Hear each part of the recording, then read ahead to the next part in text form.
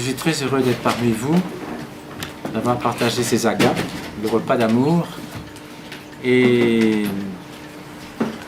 j'attends vos questions pour que tout soit intéressant, parce que je n'ai pas l'habitude de parler seul, j'aime pas trop les monologues, mais parfois encore faut-il peut-être définir qui sont donc les coptes, par exemple. C'est-à-dire qu'il nous arrive parfois, pour ne pas dire souvent, d'entendre cette question assortie à de plusieurs autres. Qu'est-ce que la religion copte? Quelle différence y a-t-il entre coptes et catholiques? Combien y a-t-il de coptes? Quelles sont les relations entre coptes et musulmans? Nous pensons donc, je pense en tout cas, qu'il n'est peut-être pas inutile de rappeler ici quelques généralités. Et je m'excuse auprès de ceux qui en connaissent autant que moi de répéter ce qu'ils savent depuis longtemps. Mais peut-être certains seront-ils heureux de pouvoir diffuser ces informations auprès des personnes de leur entourage qui leur posent la question, mais au fond, qui sont les coptes? Alors vous savez que le français, c'est l'homme le plus intelligent de la Terre. Il y a peut-être que 30 ans, un journaliste du Monde a posé les questions à un Français qui a bien cherché, il a dit c'est un légume. C'était pas trop mal parce qu'on jeûne presque tout le temps et on est très végétalien. Un tel but nous oblige à résumer et simplifier bien des sujets complexes. Alors si vous voulez, la définition, actuellement, on désigne par le terme copte les chrétiens d'Égypte. Alors le mot copte signifie en réalité égyptien. Parce qu'autrefois, les habitants de la vallée du Nil, on les appelait Akapta, ce qui voulait dire la maison de l'esprit du dieu Ptah, c'est un des dieux de la création. Et quand les Grecs, c'est peu avant le christianisme bien sûr, quand les Grecs sont arrivés, ils ont hellénisé Akapta, qui a donné Égyptos. Et avec le temps, le préfixe est tombé et l'Égypte, vous ne pouvez pas dire Égypte, vous disiez copte. Or, copte désigne donc pas seulement les chrétiens, mais tous les Égyptiens. Et depuis l'arrivée de l'islam en 641, donc le mot copte désigne la communauté chrétienne nationale, fondée par Saint Marc. Donc, ce mot Akapta, c'est un nom de l'ancienne capitale Memphis, ainsi que de Kemet ou Kepet, mot qui signifie terre noire. La chimie, vous voyez, ça vient de là. Remen Kimi, c'est le pays de la terre noire. Et ça désigne tout le pays des pharaons. Les origines, dans le récit de la Pentecôte, rapporté par les Actes des Apôtres, c'est les Apôtres 2, c'est le chapitre 2, versets 6 à 12, la présence d'Égyptiens est explicitement mentionnée. Il s'agissait sans doute de commerçants d'Alexandrie.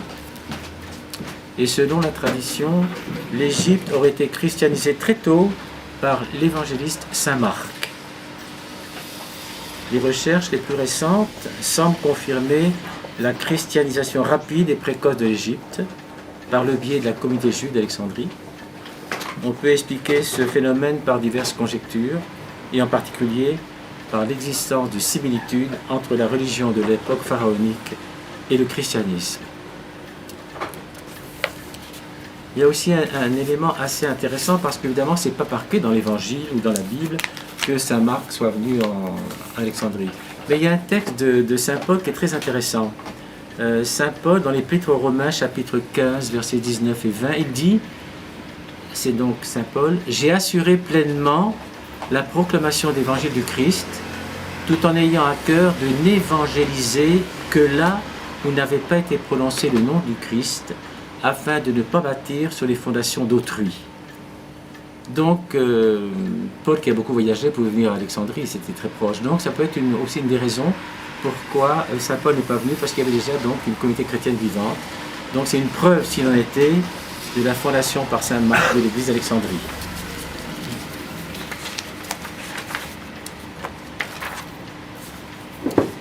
Donc, quoi qu'il en soit, l'église, appelée église d'Alexandrie ou église copte, est très vite devenue l'un des grands centres de la chrétienté au cours des premiers siècles de notre ère. abondamment persécutés sous Dioclétien, 284 après Jésus-Christ, et nous on fait justement marquer l'ère des martyrs à partir de 284, au point d'avoir donc adopté un calendrier basé sur les martyrs. Elle est vite devenue le berceau des grands débats théologiques sur la formulation des différents dogmes chrétiens, et elle a vu naître et fleurir de façon spectaculaire le monachisme chrétien. Elle joue également un rôle très important dans la lutte contre les hérésies, et elle fournit à l'Église universelle de très grandes figures de saints et de pères de l'Église. Bien sûr Antoine, le premier ermite, Pacob, le fondateur du cénobitisme, Athanase, champion d'orthodoxie, Cyril, chante de la maternité divine, ce qui a donné le titre de pape à notre patriarche à ce moment-là. Clément, Origène, qui ont été les piliers de la théologie dogmatique chrétienne. Et en même temps, prenait forme un arcopte, on ne va pas parler de l'arcopte ce soir, qui est héritier d'ancienne Égypte, marqué par le christianisme et aussi parfois par l'art byzantin. Alors la langue copte, quant à elle, est née avant l'ère chrétienne, donc c'est une des langues les plus parlées, enfin les plus parlées maintenant. Il y a quelques familles d'Alexandrie qui parlent encore le copte, on l'utilise uniquement pour la liturgie. Il s'agit de l'ancienne langue égyptienne, utilisée avec ses caractères hiéroglyphiques pendant toute la période pharaonique, mais transposée 2 siècles avant notre ère en caractère grec. Autrement dit, l'alphabet grec a remplacé les signes hiéroglyphiques pour donner les mêmes phonèmes. C'est cette langue que parlaient encore les Égyptiens lors de la conquête arabe, donc en 641, et jusqu'au Moyen-Âge, malgré l'islam, parce que c'était la langue des avocats, la langue du droit, la langue... Donc les Égyptiens qui sont devenus chrétiens au 1er siècle priaient en copte, ce qui explique que cette langue se soit maintenue dans la liturgie chrétienne. Tout à l'heure, je parlais de religion copte, mais il ne faut pas dire religion copte, parce qu'on est chrétien, la religion c'est chrétien, mais une église chrétienne copte orthodoxe. Donc il faudrait éliminer une bonne fois pour toutes, si vous voulez bien, la notion de religion copte, parce que le terme religion s'applique aux grands courants de foi que sont l'hindouisme, le judaïsme, le christianisme, l'islam et d'autres. Les coptes sont chrétiens par excellence depuis le 1er siècle du christianisme. Il n'y a donc pas de religion copte, mais une église chrétienne extrêmement ancienne est restée jusqu'à ce jour fidèle à ses origines et à sa tradition apostolique. En effet, cette église, relativement isolée du reste de la chrétienté, dès le 5e siècle, a évolué un peu différemment des églises occidentales. Ou plutôt, n'a pratiquement pas évolué. On peut dire qu'elle a conservé dans la pureté primitive de nombreuses traditions et coutumes des premiers siècles.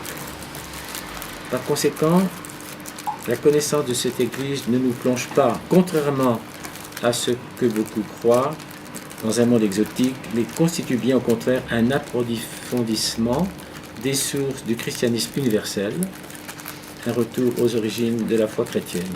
On oublie trop souvent, en Occident, que le christianisme est une religion orientale, née au Proche-Orient, et elle est profondément marquée par cette partie du monde, son histoire et sa mentalité.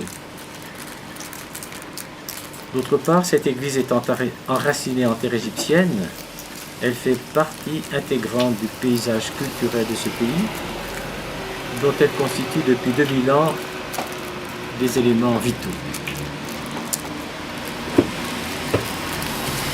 Je voudrais vous parler maintenant du miaphysisme ou du prétendu monophysisme copte. Et ça, c'est un schisme qui a eu lieu en 451. On s'est séparé de Byzance. Et Byzance était lié à Rome à ce moment-là, mais on dit toujours que nous, on ne sent pas qu'on soit séparé de Rome, parce qu'on a gardé beaucoup d'habitudes, le signe de croix, la confession, la communion très fréquente, qui n'est pas tellement une habitude dans l'Église byzantine. Donc on peut dire que jusqu'en 451, l'Église universelle se composait essentiellement des 5 grandes églises mères, Jérusalem, Alexandrie, Rome, Antioche et depuis la fin du 5e siècle Constantinople. Alors donc au concile de Chalcédoine en 451, un conflit d'origine politico-religieuse opposa l'église d'Alexandrie à celle de Rome et de Byzance. Voulant secouer le joug byzantin et refusant également que l'église de Rome s'attribue la suprématie sur le reste de la chrétienté, l'église d'Alexandrie refusa les arrangements entre guillemets politiques romano-byzantins et les conclusions théologiques. L'aspect religieux du conflit se cristallisa sur une définition de Christologie. Alors, lors du concile, Rome et Byzance définirent le Christ comme ayant deux natures, la nature divine et la nature humaine, rassemblées à une seule personne. L'église d'Alexandrie refusa cette définition et voulut insister sur l'unité du Christ en suivant la formulation de saint Cyril d'Alexandrie. C'est-à-dire, elle proclama donc que le Christ n'a qu'une seule nature, mais que cette nature est à la fois pleinement divine et pleinement humaine. Sans mélange, sans confusion, sans changement. Autrement dit, elle appela nature ce que les églises romaines et byzantines appelaient personne. Donc il y a un problème de sémantique, c'est très important bien sûr. Alors les conséquences de la séparation au 5e siècle furent très graves pour l'église universelle et pour l'église d'Égypte. En effet, à partir de ce concile, l'église d'Égypte connut vis-à-vis du monde occidental une forme d'isolement qui allait durer pratiquement jusqu'à l'époque contemporaine. Il eut également à subir de nombreuses persécutions de la part des Byzantins. Donc son affirmation d'une foi en une seule nature du Christ lui valut en effet d'être classé comme monophysite. Or ce terme recouvre en Occident un tout autre sens. Il signifie la négation soit de l'humanité, soit de la divinité du Christ. Donc pendant 15 siècles, les historiens et théologiens occidentaux ont donc affirmé que l'Église copte monophysite entre guillemets, niait l'humanité du Christ, et les coptes étaient considérés par l'Occident catholique comme hérétiques. Évidemment, si on nie l'humanité du Christ, c'est qu'on ne croit pas à Noël, à l'incarnation, donc ça ne tient pas la route, c'est pas une église, et si c'est vraiment ça, moi je quitte l'église après cette conférence, tout de suite. Donc les coptes étaient considérés donc, par l'Occident catholique comme hérétiques. L'affirmation par les églises de Rome et de Byzance qu'on ne disait pas ces choses-là. Pourtant, la foi en l'incarnation est constamment affirmée et attestée dans l'église d'Égypte, aussi bien dans les textes liturgiques et l'enseignement des pères que dans l'usage du credo commun aux églises d'Orient et d'Occident, qui est le credo de Nicée-Constantinople, appelé aussi credo de saint Athanase. Car cet évêque et pape d'Alexandrie a joué un rôle fondamental dans sa formulation au concile de Nicée. C'était un bon théologien, lui. C'est Dioscore qui pensait que, avec Étiquès, que donc l'humanité est absorbée dans la divinité, comme je vous disais tout à l'heure, comme une goutte d'eau dans mon vin. Et ça, c'est le monophysisme absolu qu'on a combattu, puisqu'on a anathémisé Étiquès. Donc la tradition iconographique est une autre preuve, s'il était nécessaire, de l'orthodoxie de la foi des coptes en l'incarnation. On est même frappé, en étudiant la spiritualité copte, de voir à quel point elle est incarnée. Il suffit pour s'en convaincre de lire les œuvres contemporaines du patriarche Sélouda III ou du père Matel Mesquine. Et d'ailleurs, il serait pour le moins surprenant que l'Église qui a formé un saint Athanase, qui est vraiment un saint commun, champion d'orthodoxie et auteur d'un ouvrage fondamental intitulé « De l'incarnation », justement, et puis en quelques décennies dévié vers une hérésie niant ce mystère essentiel de l'incarnation divine. Alors il a fallu attendre quand même 15 siècles. Il a fallu attendre, vous savez quoi, 1974, pour que notre patriarche Sélouda III rencontre le pape Paul VI et que ce vieux contentieux soit levé.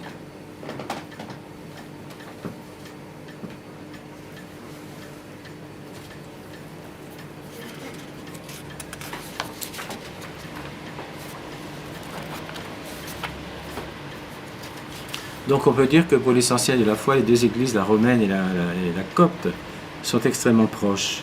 On a le canon des Écritures, la succession apostolique, les sacrements, la liturgie, des différences de rythme, heureusement. L'unité, ça ne se fera pas dans l'uniformité, mais dans la diversité. La vénération de Marie, comme la Mère de Dieu, on a une grande quantité de fêtes de la Vierge. Sa virginité, son Assomption. On n'a pas le dogme, si vous voulez, de l'Assomption, mais déjà au VIe siècle, on disait que Marie est montée au ciel. Hein? Parce qu'en Orient, on ne fixe pas, peut-être, on n'a pas ce côté rationaliste ou juridique. On ne fixe pas les dogmes comme ça. La communion des saints, c'est autant d'articles deux fois communs. Alors il y a des divergences, bien sûr. Pour nous, l'évêque de Rome, on veut bien qu'il soit primus inter pares si l'unité se fait. Mais une unité, si vous voulez, une suprématie de charité, d'amour, pas de juridiction. Voilà, c'est ça le... Alors on a ce terme aussi, la fameuse phrase du Christ, tu es pierre, et sur cette pierre je bâtirai mon église. On insiste que c'est surtout sur la foi de Pierre, plus que sur sa personne. Bon, l'église copte, comme l'église orthodoxe, dans le credo dit que l'Esprit Saint procède du Père, selon la formulation du Concile de Nicée, et non du Père et du Fils. Elle n'a pas participé à l'élaboration des articles de foi concernant le purgatoire ou l'Immaculée Conception, mais le terme ne me fait pas peur, moi, parce que l'Immaculée Conception, c'est que la Vierge est vierge avant, pendant et après, donc l'Immaculée Conception. Mais on n'a pas cette notion du dogme de l'Immaculée Conception qui consisterait à dire que la Vierge est née sans le péché d'Adam, vous voyez, parce qu'on ne trouve pas de trace dans les Écritures. Donc on ne professe pas. D'autre part, la présence en Égypte d'une église dite copte catholique, fondée au XVIIIe siècle par le Vatican, peut-être dans le but de convertir les schismatiques, je ne sais pas, c'est peut-être méchant quand je dis ça, c'est-à-dire les coptes orthodoxes, a créé en Égypte même un malaise qui a ralenti les progrès du véritable écuménisme. Mais après avoir connu une longue éclipse au XVIIIe et XIXe siècle, il a ressurgi au XXe siècle grâce à la présence des missions occidentales. Mais aujourd'hui, les relations, depuis le nouveau patriarche Théodoros II, il a été décrété que, c'était un 18 février 2013, que toutes les églises chrétiennes d'Égypte étaient unies pour donner une force au christianisme d'Égypte. Donc vous connaissez bien sûr toutes les autres églises orthodoxes orientales, hein, l'église copte d'Égypte, les églises éthiopiennes, érythréennes, l'église arménienne, l'église syriaque, l'église indienne orthodoxe, voilà.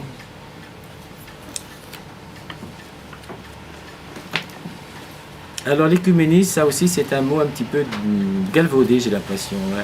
C'est la terre habitée, oui bien sûr, mais nous on précise toutefois, dans la maternité copte en tout cas, que l'écuménisme est envisagé avant tout comme une démarche spirituelle. Il ne s'agit pas de rechercher une uniformité, mais bien une union sans mélange, sans confusion, sans changement, par l'ouverture à l'autre, la fidélité surtout à sa propre foi.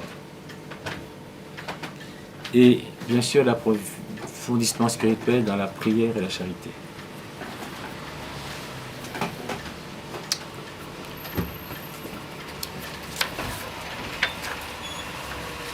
Je peux vous parler un peu aussi, après on pourra poser des questions si vous voulez, pour que je ne veux pas que ça soit lu, mais je voulais vous informer assez vite, en gros, des choses que vous connaissez déjà.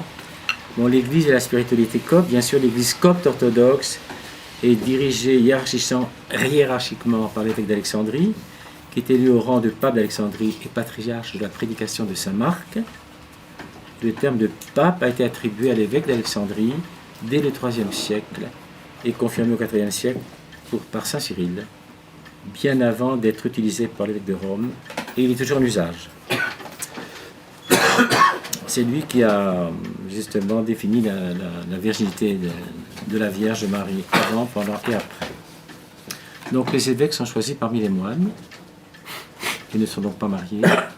Les moines peuvent également être ordonnés prêtres, mais ce n'est pas une vocation indispensable.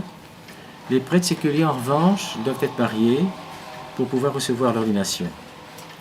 Il existe en effet une hiérarchie des sacrements qui doit être reçue dans un certain ordre. Alors justement, je disais encore que saint Paul nous dit que l'évêque doit être le mari d'une seule femme. Alors chez nous, non, quand même pas, mais on est un peu hyper symbole, je crois. C'est-à-dire que nous, par exemple, un prêtre marié qui serait veuf ne peut plus se marier.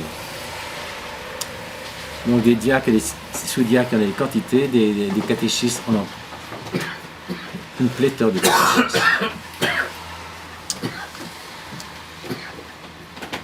Alors les coptes restent très pratiquants. L'assistance aux offices est très nombreuse. Comme je vous le disais tout à l'heure, souvent les fidèles aiment à pratiquer les 7 prières du jour comme le font les moines. Ils pratiquent de longs jeûnes. Il y a le jeûne de Pâques qui est végétalien, il y a le jeûne de Noël, il y a le jeûne de la Vierge, il y a le jeûne des apôtres, il y a beaucoup de jeûnes, et tous les mercredis et les vendredis. Et presque chaque chrétien est suivi par un père spirituel. On n'aime pas la terminologie directeur de conscience, on préfère le père spirituel, c'est l'ancien, c'est un peu le thérapeute de l'âme, parce que nos confessions sont très fréquentes. Notre pape était même obligé d'interdire les confessions par téléphone, tellement les gens aiment à demander toujours conseil. Alors ça commence comme ça. Je me suis querellé avec ma femme, qu'est-ce que je dois faire? Je ne sais plus quoi. Puis alors la confession vient spontanément. C'est toujours un dialogue. C'est très important. Donc les monastères depuis les origines, c'est le cœur même de la communauté copte, et je crois que c'est ça qui sauve l'Église, parce que l'Église a toujours vécu en vase clos. Les Égyptiens de Luxor ne connaissent pas Alexandrie, ceux du Caire ne connaissent pas Bénisouef, on reste vraiment dans la famille, dans l'Église. Et puis maintenant, depuis la fin des années 60, le début des années 70, il y a eu une grande immigration. Donc les monastères sont très importants parce que depuis les origines, c'est le cœur de la communauté, bien sûr, ce sont des centres spirituels, des centres d'accueil, de ressourcement, de culture, de vie chrétienne, et ils jouent un rôle fondamental dans la vie des coptes. Vous voyez, quand un moine devient évêque, on préfère le moine à l'évêque, parce que le moine, il a toujours la patience, le temps de recevoir des confessions. Alors on peut même dire que la spiritualité copte mêle de façon assez remarquable le quotidien spirituel, qui est très incarné, et aussi de plein pied avec le spirituel. En Égypte, le miracle est quotidien. La prière immédiate. Et on peut dire qu'il n'existe pas de clivage entre contemplation et action, chacun étant appelé à mener le combat spirituel par les armes de la prière, du jeûne et de la charité, et à vivre dans le monde sans être du monde. Voilà, c'est un petit peu ce que je voulais vous lire, d'une chose un petit peu sommaire, mais enfin une idée que je voulais vous dire. Alors j'attends peut-être vos questions parce que j'aime pas être à parler tout le temps. Si vous avez des questions... D'abord, c'est pas si sommaire que ça. Pardon? J'ai dit d'abord, c'est pas si sommaire que ça. C'est pas si sommaire, mais c'était un peu sommaire parce que j'ai voulu faire vite, c'est pour ça que j'ai quand même pas mal lu. Et j'aime pas trop, mais j'ai voulu aller assez vite.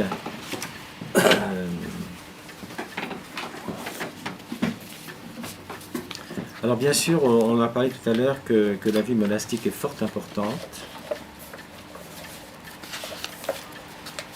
Et ça, c'est dans le clergé. Oui, c'est dans le clergé, mais alors justement, les fidèles qui ne sont pas membres du clergé aimeraient amener aussi, dans la mesure du possible, une vie un peu monastique. Parce que, comme vous le savez, notre Église n'a jamais été une Église triomphante, elle a toujours été persécutée. Et elle est restée très vivante, donc sa spiritualité est restée assez intacte. Et la joie de beaucoup de chrétiens, c'est d'essayer de mener une vie monastique sans être moine pour autant. C'est-à-dire, on aime à prier les prières du jour, prime, pierre, sexe, nonne, et on s'arrange toujours à l'heure du déjeuner avec 12 personnes, parce qu'il y a 12 psaumes à chaque fois. Et donc, ce qui fait que les fidèles coptes ont une connaissance très grande, ils mémorisent beaucoup les évangiles, vraiment. Ils ont le sens du péché, mais ils n'ont pas le sens des complexes, parce que Freud n'a pas eu beaucoup d'influence. Et chez nous, il y a des petites filles qui demandent au patriarche, j'ai quelque chose à te dire. donne-moi un numéro. Elle récite le psaume 115, après qu'est-ce que tu veux, 107, elle récite, elle sait tout par cœur. Je crois que cette façon de mémoriser est quand même bonne. C'est pas la tête bien pleine, c'est la tête pleine de bonnes choses. Alors celui qui a inauguré le chemin vers la vie monastique, c'est-à-dire vers l'initiation, si je peux dire, n'est pas un homme comme nous, parce qu'on peut dire qu'il est le fondateur du genre de vie monastique, de la plus haute vie spirituelle. Alors si vous voulez, je peux vous parler du patriarche d'Alexandrie ou l'église copte orthodoxe, mais on en a déjà un peu fait d'une façon un peu superficielle. On peut parler de la prière dans l'expérience des moines d'Égypte, si vous voulez, et le renouveau monastique. Alors un jour, on m'avait demandé de faire une petite causerie sur la prière dans l'expérience des moines d'Égypte. Alors et ça a été un peu comme ça que je suis rentré dans l'église copte, parce que je suis français, je ne suis pas né copte, et j'ai été intéressé par l'orthodoxie. J'ai fait des petits stages en Grèce, mais en Grèce on me disait vous n'êtes pas grec, en Russie on me dit vous n'êtes pas russe, et en Égypte je me suis senti chez moi. Alors il est doux et redoutable à la fois pour un moine en quête perpétuelle de Dieu afin d'être sauvé, de tenter d'analyser la prière dans l'expérience des moines. Alors si vous voulez bien, je voudrais faire un petit retour dans le passé, si ça ne vous ennuie pas, parce que je suis très âgé, alors on peut retourner dans le passé. L'évocation de mon entrée au monastère, si vous voulez bien. Alors c'est dans le Wadi Natroun, le Wadi Natroun, il y a 4 monastères encore qui sont très anciens, ils sont du 4e siècle. Alors je vais vous dire un peu comment ça s'est fait mon entrée, si vous voulez bien. C'est un petit peu égaux, mais enfin. Alors je voudrais vous expliquer la scène des préparatifs du voyage pour aller au monastère depuis le Caire. Alors le Caire, les monastères sont à égale distance d'Alexandrie et le Caire. Donc ça fait le Caire Alexandrie, ce sont 200 km, égale distance. Nous avons les monastères du Wadi Natroun. Donc c'est l'ouest, c'est le désert de Libye. Et il y a les monastères très célèbres aussi, encore plus anciens, de Saint-Antoine-Saint-Paul, qui sont à l'est, près de la mer Rouge. Alors vous imaginez la scène des préparatifs de voyage qui se passe dans la cour du patriarcat au Caire, à l'ombre de la majestueuse cathédrale qui a été construite en 1968. Alors les personnages en place sont, à ce moment-là, c'est sa sainteté le pape Shenouda III. Il a été rappelé au Seigneur il y a 3 ans maintenant. Son chauffeur, un moine et moi-même.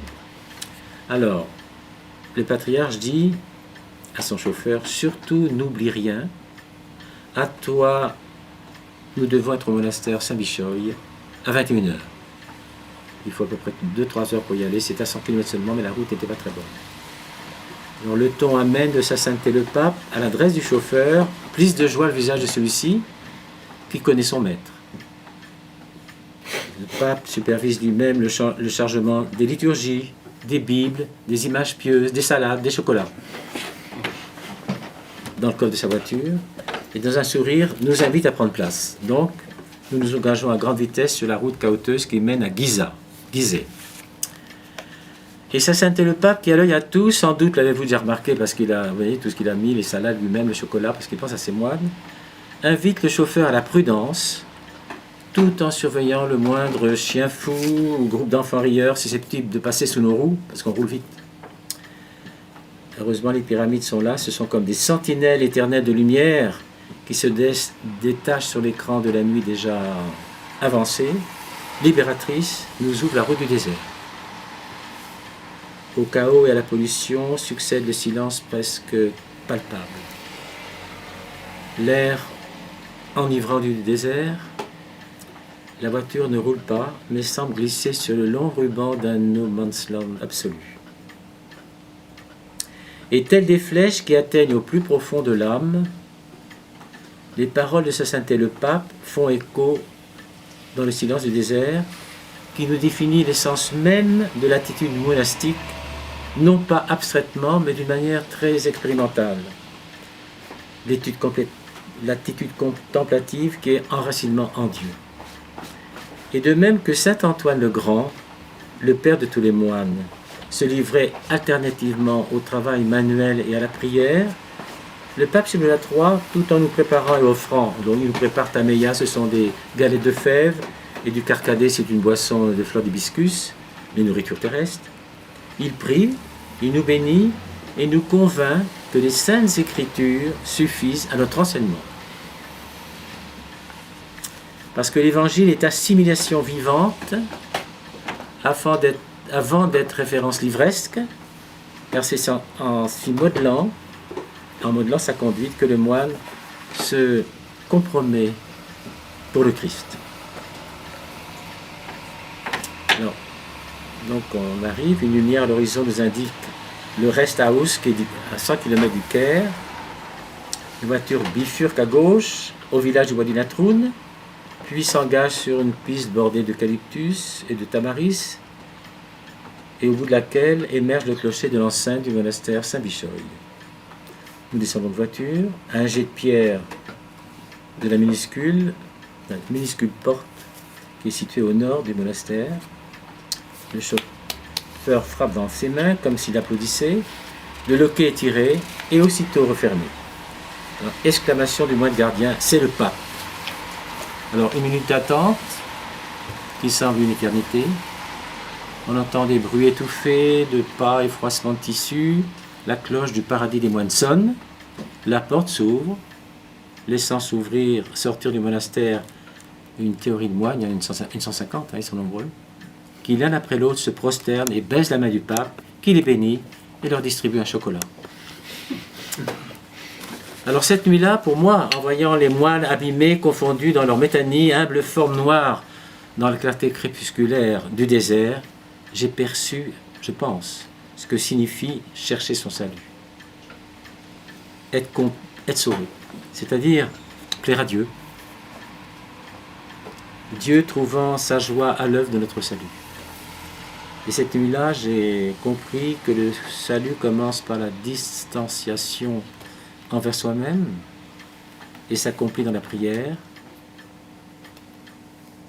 l'appel au Christ, l'invocation du nom sauveur, l'effort continu de présence à Dieu dans la cellule du moine, puis hors de la cellule, puis dans le monde. Cette nuit-là, je suis entré au monastère. Voilà. Alors, je ne vais pas vous décrire le monastère des Rambabishoy. Les monastères chez nous, ils sont du 4e siècle. Ils ont été restaurés au 11e siècle et maintenant énormément. Ils ont un aspect de village. Il y a donc beaucoup de cellules le type de vie monastique, c'est une vie semi-érémitique. C'est un peu comme les Chartreux par exemple, vous voyez. Les moines ont leur atelier, une cellule à deux compartiments avec un dôme. Bien sûr, c'est une vie de prière, mais c'est une vie de travail aussi. C'est un petit peu comme les bénédictins, parce que là, on en parlera tout à l'heure, si vous voulez. Bien sûr, Saint Antoine, c'est lui qui a inventé la vie monastique. C'était la vie donc érémitique, mais une vie sans règles. Une vie un petit peu anarchique. C'est à qui prierait le plus, à qui jeûnerait le plus, à qui... il a fallu que Paco Marie pour donner une règle qui a été reprise par Saint Benoît. Donc on peut dire que Ora Elabora, on connaît. Donc c'est toujours ce système de vie, de prière et de travail. Alors, nos monastères, bien sûr, sont très grands. Il faut peut-être vous dire au passage que lorsque le président Sadat a voulu imposer la charia à tous les Égyptiens, le pape Shenouda s'est opposé. Il a dit c'est contre le droit des chrétiens, contre le droit humain, je n'accepte pas. Donc le président Sadat a voulu le destituer. Il était assigné à son monastère pendant 3 ans et demi. Et il a tenté de trouver des candidats pour le remplacer. Mais tous les évêques du Saint-Synode ont dit non. On croit que le pape est élu par le Saint-Esprit, donc on le conserve. Et alors pendant ces 3 ans, dans son monastère, comme il avait une vocation érémitique, parce qu'il n'était pas seulement moine, il a vécu dans un ermitage, où il fallait ramper pour rentrer, où son lit avait la forme d'un S, ce qui explique son dos, avec une forme très bizarre. Et là, c'était le moment le meilleur, parce qu'il a pu publier, il a pu enregistrer, et il a donné des directives depuis son monastère. Et ça, pour lui, c'était un moment très très heureux. Donc c'est une vie très animée, il y a des garages, il y a des animaux, il y a des champs, on a construit des usines pour faire le bois, pour tisser. Et il y a peut-être 500 jeunes gens qui viennent y travailler pour aider les moines. Souvent des jeunes un peu simples, un peu pauvres même, et qui ont un contact facile avec les moines et qui peut-être sont intéressés pour mener ensuite une vie monastique. Beaucoup d'églises, bien sûr, des activités, et bien sûr, on consacre le temps, bien sûr, à la prière, aux jeûnes et à l'étude. Comme dans tous les monastères sont tous les mêmes finalement. Alors Saint Paco m'a donné une règle. Il y a plusieurs monastères dans le Wadi Natrum. C'est Saint Macaire, le seul qui utilise la vie cénobitique à l'image de Saint Paco. Chez nous, c'est plutôt une vie semi-érémitique, comme je vous disais, comme les Chartreux. Et bien sûr, ce sont quand même des phares, parce que je pense, comme on disait tout à l'heure, si des amis bien disposés voulaient faire un génocide, je dis les vendredis saints dans nos églises, de 8h du matin à 20h, non-stop, on prie. Et la nuit, on lit l'Apocalypse, vous savez, quand on parle des saintes églises, des 7 églises, des Parmes, on met des petits godets d'huile et puis on fait des onctions. Donc on est toujours là. Donc c'est très facile de faire un génocide. Mais il y aura toujours dans les monastères un moine qui pourra devenir le prochain patriarche. C'est pour ça que la vie monastique, c'est un centre de culture, c'est un conservatoire de la pensée, de la culture, de la langue, de la vie, de la foi. Et il faut vous dire aussi que nos monastères sont très ouverts aux fidèles. Les fidèles aiment à y passer des retraites, à s'y confesser, à voir conseil. Donc c'est notre télé-réalité à nous, c'est-à-dire qu'on a des conseils de moines qui appréhendent au plus près l'amour du Seigneur.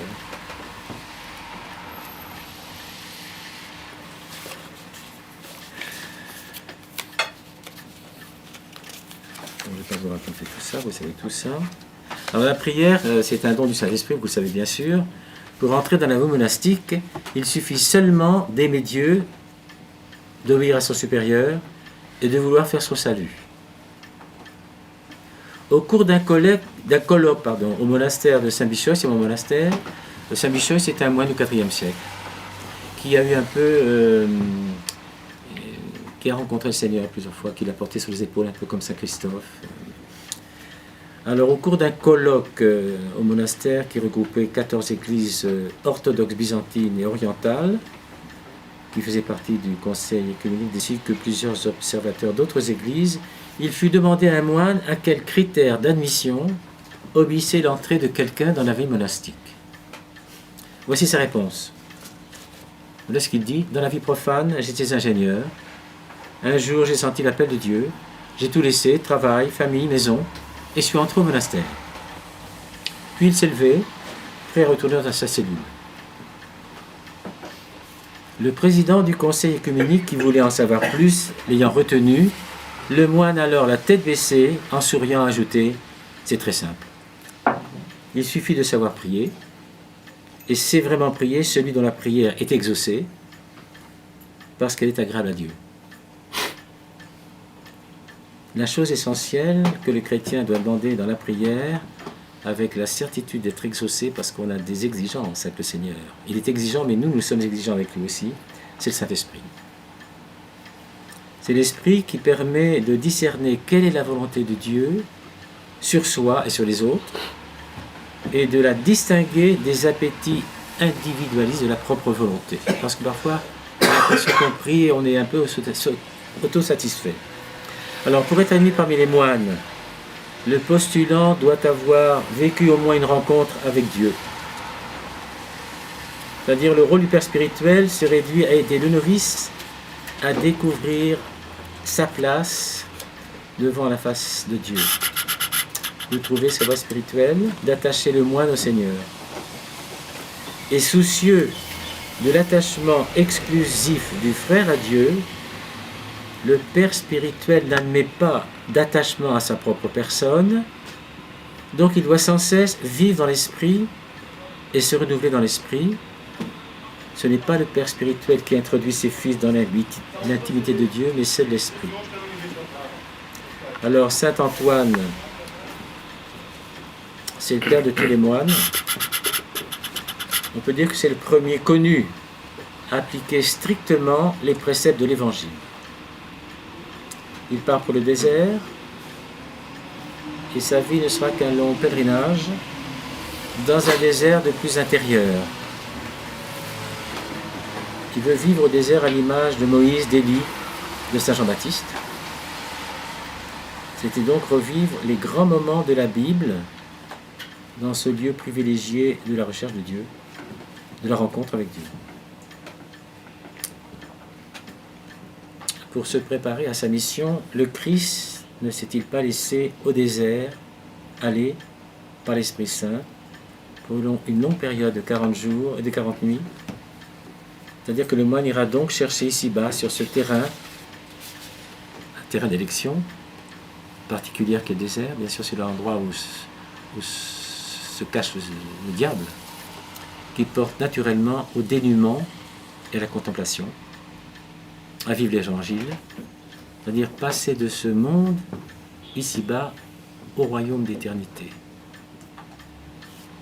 Donc, la vie monastique ne change pas. Aujourd'hui comme hier, le propre du moine, c'est de fuir le monde, mais c'est pour le bénir de sa retraite et le porter dans sa prière incessante. Ce n'est pas pour trouver un refuge, mais pour bâtir un monde nouveau, anticiper la cité céleste. Être moine, c'est renoncer à tout attachement. On lit ça dans l'Épître aux Galates, chapitre 6, verset 14. À toute souillure du monde. Deuxième épître aux Corinthiens, chapitre 7, verset 1. C'est vivre dans l'humilité. Épître aux Philippiens, chapitre 2, verset 6 à 8. Prier sans cesse. Épître aux Thessaloniciens, chapitre 5, verset 17. Combattre les forces du mal. Vivre dans l'esprit des apophthegmes, ces fameuses sentences, dont la densité et la limpidité, non exemptes d'humour, ont valeur d'oracle. Par exemple, là-bas, Poémène nous dit « Le signe distinctif du moine apparaît dans les tentations ». Et Amma Théodora, c'était donc une mère abbesse. Ce qui chasse les démons, ce ne sont ni les jeûnes, ni l'éveil, ni l'ascèse, mais la véritable humilité. Et Abba Théodore de Femme dit « Pourquoi es-tu venu te faire moine? N'est-ce pas pour supporter l'épreuve ?» Et Cassien nous dit « Si le moine se retire au désert, ce n'est pas pour vivre une vie intérieure, exempte de toute tribulation. Mais c'est bien poussé qu'il est par l'Esprit Saint pour être mis à l'épreuve par le diable et pour le vaincre à jamais afin de recevoir pleinement son Dieu. » C'est très important de faire sortir le diable qui est autour de nous. Et ça, c'est important parce qu'on peut l'abattre. Sinon, le diable est tellement sympathique que tout le monde valse avec lui. Et c'est dans le retrait du désert intérieur que saint Antoine connaît l'amour. C'est bien d'être moine, on connaît l'amour. Tel est le fruit du désert, l'amour. Et il nous dira, désormais je ne crains plus Dieu, mais je l'aime. Car l'amour chasse la crainte. Il était là chaque jour, martyr par la conscience et athlète des luttes de la foi. Il séjournait donc seul à la montagne intérieure, vacante à la prière et à l'ascèse. C'est-à-dire essayer d'atteindre la pureté du cœur et de l'esprit, tel est l'enseignement de saint Antoine. Parce que Dieu nous a créés tout de même à son image, vers sa ressemblance. On va tenter. À ceux qui veulent disposer l'âme à entendre la voix de Dieu et à se laisser mouvoir par l'esprit. Ouais, il y a toute des textes, des apophthegmes, je ne vais pas vous donner tout le nom des auteurs, c'est peut-être un peu, mais je voudrais, si vous voulez bien, par exemple, qu'est d'autre le moine, sinon quelqu'un qui cherche à vivre seul avec Dieu et lui a parlé nuit et jour. La prière, c'est l'épouse du moine, avec laquelle il doit faire un seul être, se permettre aucune infidélité. La prière doit être authentique. Beaucoup d'hommes en priant ne prient pas. C'est l'abbé Irénée qui disait ça. Soit parce que leur cœur et leur vie ne sont pas harmonisés à la prière, soit parce qu'ils manquent d'ardeur dans la prière. C'est-à-dire que la prière doit être continuelle, persévérante. Et Évagre le pontique disait: si tu n'as pas encore reçu le charisme de l'oraison ou de la psalmodie, obstine-toi, tu la recevras. Et Samaker disait: tu ne sais pas prier, tu étends les mains, t'attends. Le Seigneur sait pour qui, pourquoi tu demandes. Donc cette prière des pères du désert qui sont empreintes de simplicité, d'humilité, exprimées avec ardeur, obtiennent des grâces étonnantes. Pour les vivants et pour les morts. C'est pour ça qu'on quitte le monde, parce qu'on l'aime le monde justement, on veut le sauver. En outre, le commerce fréquent ou même incessant avec Dieu, donné à quelques-uns des pères, par exemple il y a Sylvain, il y a Pambo, il y a Siosoes, un visage aussi éclatant de gloire que celui de Moïse après ses entretiens avec Dieu sur le Sinaï. C'est pour ça que c'est très important d'aller voir ces faces lumineuses qui ont essayé d'acquérir le Saint-Esprit. Et c'est la raison pour laquelle nos jeunes gens vont un peu au monastère comme on va à la plage, parce qu'il y a du sable, et puis ils se sentent très libres. Ils sont très libres parce que les moines prient, les moines sont attentifs, les moines rient. Chez nous, on rit beaucoup. Et on se salue toujours, mais on se dit jamais au revoir. Alors l'attitude de prière, et justement c'est Abba Macaire dont je vous parlais tout à l'heure, on lui interroge sur la manière, moi je dis toujours télé-réalité parce qu'on pose des questions pas toujours intelligentes, hein, mais là autrefois on allait consulter Saint Antoine pour dire qu'est-ce que je vais faire. Saint Antoine disait il fait beau aujourd'hui, des genres de choses comme ça. Alors Abba Macaire qui était interrogé sur la manière de prier répond: il n'est pas nécessaire de beaucoup parler dans la prière.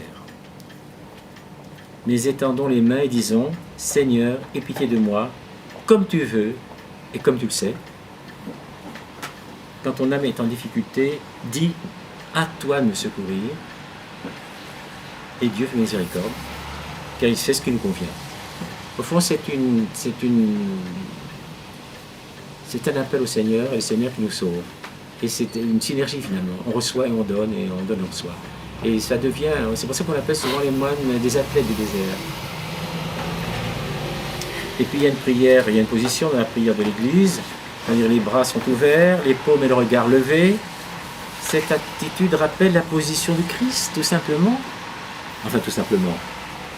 En réalité, les mains en croix et l'important du geste dans la liturgie, les mains dorantes. Et à chaque prosternation ou à chaque métanie, nous dit un nouveau Père du désert, ça c'est un Père actuel, il est bon de baiser la croix au prix de laquelle nous avons été sauvés. C'est pour ça qu'on a toujours la croix. La prière commence au nom du Père et du Fils et du Saint-Esprit, car c'est Dieu, le Dieu unique, qui doit être adoré. Vient ensuite la doxologie, la glorification de la Sainte Trinité. Alors je vais aller très vite pour vous parler de la prière du cœur, peut-être, si vous voulez. Vous en avez entendu parler, ça sera un petit peu terminé, si vous voulez. Donc c'est dans les milieux monastiques coptes, et c'est très intéressant parce que les Byzantins disent que eux, ils l'ont mis avec Grégor Palamas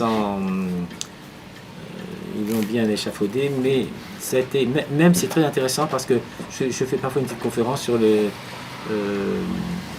l'héritage pharaonique du christianisme. Et on sent qu'il y avait déjà cette prière continuelle. Donc c'est dans les milieux monastiques coptes qu'a attesté le plus anciennement la pratique de la prière du cœur ou prière de Jésus. Saint Macaire, le Grand, il y avait 3 Saint Macaire. Saint Macaire le Grand explique bien que dans ce monde de prière, le lieu par excellence de la grâce contemplative, c'est le cœur. Le cœur, en effet, est le maître et le roi de tout l'organisme, de tout le corps, enfin tout l'organisme corporel. Et lorsque la grâce s'empare des pâturages du cœur, elle règne sur tous les membres et toutes les pensées, car là est l'intelligence. Là se trouvent toutes les pensées de l'âme, et c'est là qu'elle attend le bien. Voilà pourquoi la grâce pénètre dans tous les membres du corps. C'est très important. On n'a pas besoin d'aller faire des cours chez les yogis ou je ne sais quoi, comme certains monastères. On sait les gestes. Et Évagre le pontique, et moi j'aime beaucoup Évagre le pontique parce qu'il a inspiré les bons psychanalystes chrétiens. C'était disciple de Saint Macaire. Il a tenté d'intégrer cette démarche de prière dans un système métaphysique dont elle ne se départirait plus. Et au 5e siècle, Diadoque de Photicée, ou de Photis, contribua rapidement à faire connaître et apprécier la prière du cœur dans tout l'Orient byzantin. Et Saint Jean Clémaque, alors, là c'est l'higoumène du monastère de Sainte-Catherine du Mont-Sinaï, vers 580, donc c'est un byzantin celui-là, fut le champion de l'hésychasme. L'hésychia, c'est la quiétude divine, c'est la sainte impassibilité, c'est la prière continuelle rythmée sur le souffle, sur les battements du cœur, sur la respiration. Et le moine hésicaste peut dire « Mon cœur est affermi, je dors, mais mon cœur veille ». Vous savez que la prière est une gymnastique. Il n'a d'autre occupation ni méditation que le cri « Seigneur Jésus-Christ, Fils de Dieu, aie pitié de moi, pauvre pécheur ». Parce que le cœur, c'est le siège de la pensée, c'est l'endroit le plus favorable à la communion mystique. Et l'hésikie, c'est de rechercher le Seigneur dans son cœur, c'est-à-dire de garder son cœur dans la prière et se retrouver constamment à l'intérieur de ce dernier. Alors nous avons les prières des heures, l'horlogion, comme l'Église catholique. Autrefois les prêtres lisaient leur bréviaire, enfin ils le font je pense aussi. Alors donc c'est la entre deux romans, hein. Bon, c'est la règle des 7 heures canoniques. Alors c'est saint Pacôme qui a donné cette règle-là, parce que comme je vous disais, au temps de saint Antoine, c'était un peu presque une ascèse exhibitionniste. C'est à qui ferait le plus de prières, on avait des grands sacs pleins de pierres, et il fallait que les pierres tombent, c'est tous les péchés qui disparaissaient. Enfin, il y avait des choses incroyables. Et c'est ce militaire de Pacôme qui a donné donc cette règle. Donc les 7 heures canoniques qui prouvent que son propre fondement finalement spirituel dans le commandement du Seigneur, prie toujours et inlassablement, comme nous dit Luc, chapitre 18, verset 1. Ainsi commence pour la journée la prière, évidemment. Alors bien sûr, ça peut paraître un peu étrange peut-être pour les Occidentaux. Apparemment, on semble moins accroché sur la règle que dans la règle des monastères occidentaux. Parce que la véritable règle, c'est le père abbé. Et à 3 heures du matin, on frappe à la cellule et on peut prier ou dans la chapelle ou dans sa propre chambre. Il y a une certaine liberté selon... Donc cette journée commence par la prière. Bon, l'Église a divisé les 12 heures du jour en 6 parties, et fixé pour chacune d'elles une prière adaptée qui se compose de la psalmodie, d'un passage, des Écritures et d'une oraison. Et c'est ce que les non-moines et les gens laïcs aiment à faire parce qu'ils s'instruisent, ils se nourrissent. En outre, une prière au cœur de la nuit a été ajoutée qui se subdivise en 3 parties de façon à couvrir le cours entier de la nuit. De cette façon, grâce aux heures canoniques, la réalisation du précepte du Christ sur la prière continuelle a été rendue possible. Vous voyez, nous, on essaie d'être pragmatique aussi dans la prière, parce qu'on se dit qu'il faut prier constamment. On va essayer de prier constamment, et même quand on dort. Ainsi, ces 7 heures du jour, qui s'achèvent par la prière du jour, au cœur de la nuit, continuent un témoignage de la vigilance en l'attente du retour du Christ, parce qu'on attend toujours le Christ.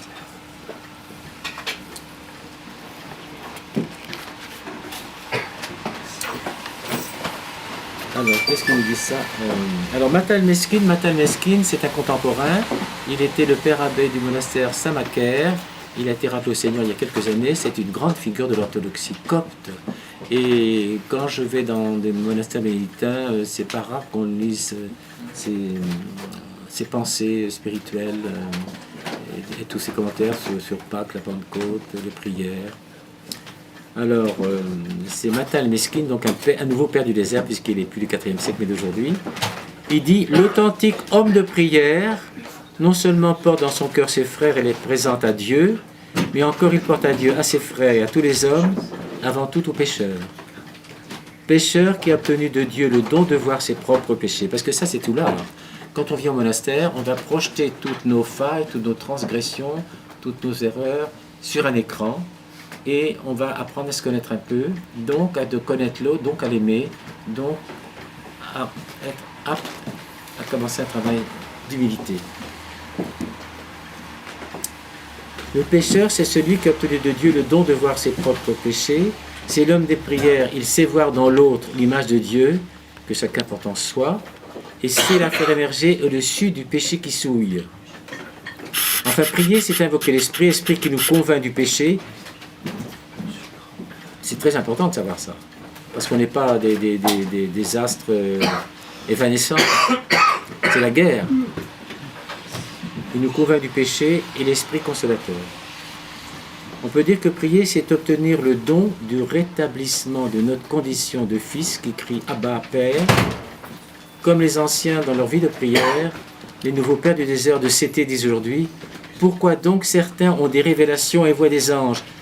Bienheureux plutôt celui qui voit son péché. Parce que aussi il y a eu, on aimait bien voir des apparitions, ces genres de choses. Alors il est permis d'espérer aujourd'hui, et j'espère que ça durera, parce que pour l'instant, nos monastères ont beaucoup de moines, c'est vrai. Il y en a 6 très importants, mais il y en a très souvent on en crée des nouveaux. Il y a aussi des couvents de moniales qui sont dans les villes, elles. Donc il est permis d'espérer que de nouveaux disciples du Père du désert se lèveront parmi les fils de l'Égypte, de demain, comme au temps de Paul, de Thèbes, c'est un des premiers qui a travaillé avec saint Antoine, de saint Pacôme, Cadonarec, de saint Macaire, de saint Chénida, de saint Bichoy, parce que ces communautés d'hommes qui sont des athlètes, qui se bagarrent avec Satan, enfin, c'est quand même c'est la virilité en pleine action, on peut dire. Ces communautés d'hommes continueront à témoigner de la transcendance de Dieu